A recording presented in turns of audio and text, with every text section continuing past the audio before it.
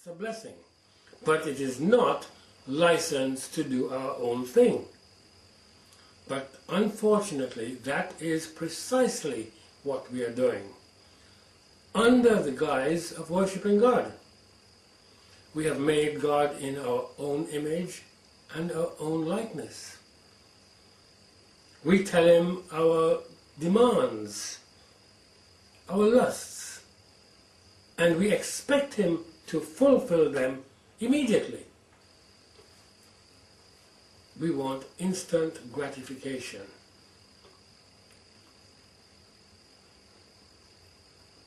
It is normal for us to refuse correction. That's how we are. By nature, we are rebels. That's what the Bible says. But it is in this state that we were called. We weren't called when we were following God's laws and keeping the Sabbath and all these things. Nonsense. It is when we were rebels. It is when we walked around with this created God in our top pocket, and every time we had a difficulty, we pulled him out as the difficulty arose. And of course, if he didn't immediately comply, we then blamed him for the mess in which we got ourselves. This is quite a common concept. It's really just a simple extension of the Roman Catholic doctrine. They not only have God, but they pull his strings. They say that they are actually above God. And whatever they tell him, he must do. Well, I'm sure there are greater blasphemies. I can't think of one at the moment. But as I explained to some friends today, here's an example of grace. Let us say you're in your garden and you've got some fruit trees, and one of your trees is a cherry tree, and it's got a good crop. And you think, I'm going to have some cherries. Now, do you just go to the tree and start eating the first cherry you find, and just work your way to the next cherry? Is that what you do? No, I don't think you do. I think you carefully select the cherry out. You pick this one, you leave that one, you choose this one, you move a branch, and so on and so on. Whatever attracted you to it, the color, the size, the smell, or whatever. You do the same thing when you go to buy your fruit. And, you know, you help yourself. You don't just say, right, there's tomatoes, boom, boom, boom. You look, is it soft, is it ripe, or whatever. Well, that's exactly what happened to us. Except that we had no redeeming features, which makes it even more astounding. So God didn't look at us and say, boy, that person is really something else. I must have him on my team. Or her. Well, it didn't work like that at all. It is while we were in a mess, he looked at us and said, I want this one.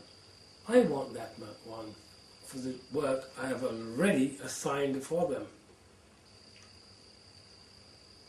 Oh, but these ones I want for my bride. These ones for my bride. Well, it doesn't actually follow that because you have been assigned work that you're necessarily part of the bride. It doesn't follow at all. So what did we do to get selected?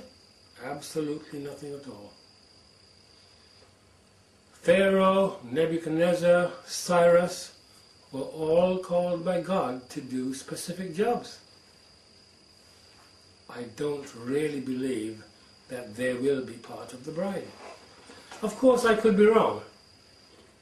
I'm just giving my opinion. But I believe I'm right.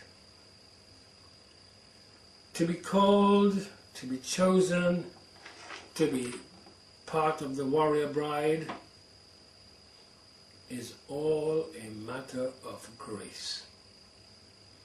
It literally has nothing to do with works or your status. Before God, we have no status. It's foolish to think that we have a status.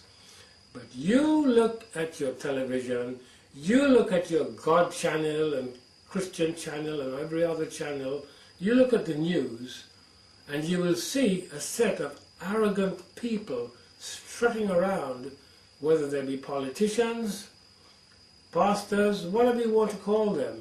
They believe they are somebody. But before the eternal God, we are nobody. He said, all of us are less than nothing. And as I said in a recent video, if you divide less than nothing by 7 billion, I tell you, you get an awful little. Well, you get 7 billion less than nothing. The Apostle Paul is a classic example of someone called to be a Christian. But, you know, you wouldn't have thought it, would you? And we know a great deal about him. It was when he was in the horrific situation of persecuting and killing the Christians that he was called. God said, I want him. Well, humanly, none of us would have said we wanted him. Humanly, none of us would say we want Hitler or that tyrant Mugabe, would we? I'm not saying God's called him, don't get me wrong. I'm just showing you, in an extreme case, God calls whom he chooses. It's not on external appearance.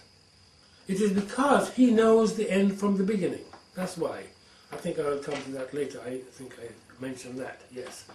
In Acts 22 and verse 4 it says, Paul says, I persecuted this way unto the death, binding and delivering into prisons both men and women. Acts 26:11, and I punished them oft in every synagogue, and compelled them to blaspheme, and being exceedingly mad against them, I persecuted them even unto strange cities. You wouldn't think, if you were running a church and you had this kind of person come up, you wouldn't exactly think, I've got the best person here to be a pastor of a flock, would you? Of course you wouldn't. But then you're not God, you see. But Paul had to reap what he had sown. He did a lot of evil things, true. And he was also taught by Christ for 3 years in the wilderness.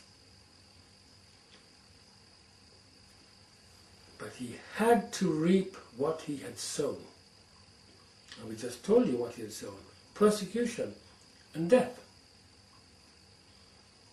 You see, forgiveness does not necessarily do away with the penalty of sin. So Paul had the grace to be called? True. Paul did incredible works, and he also wrote of his incredible works.